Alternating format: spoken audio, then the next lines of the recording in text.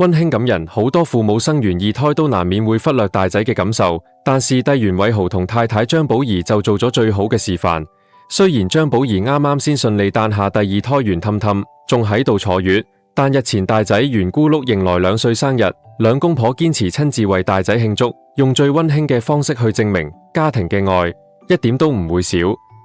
張寶儀雖然仲喺度坐月，但佢同老公袁偉豪未有偏心，悉心為大仔袁咕碌慶祝呢個大日子。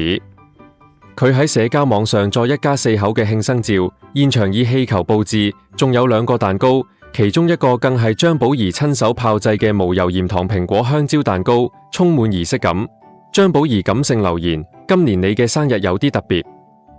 因為媽媽仲喺度坐月子，細佬都好細，所以我哋選擇咗一個最溫馨嘅方式，同最愛嘅家人一齊為你慶祝。雖然簡單，但愛一點唔少。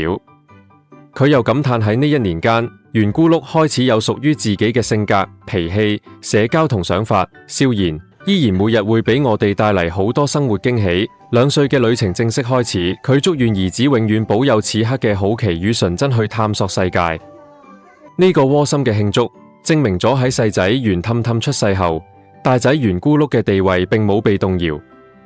好多父母生完二胎都會面對爭寵嘅問題，但張寶儀同袁偉豪嘅呢份細心同周到，完美地平衡咗屋企嘅愛。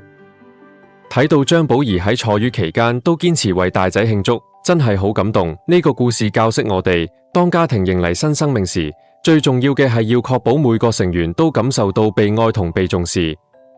你哋屋企又試過點樣平衡大仔同細仔嘅愛？有冇咩育兒秘訣可以分享？快啲留言話我知你點睇，邊個留言最真情流露，我會置頂做精選。記得讚好呢條片同訂閱我個頻道，一齊追蹤更多娛樂圈嘅勵志故事。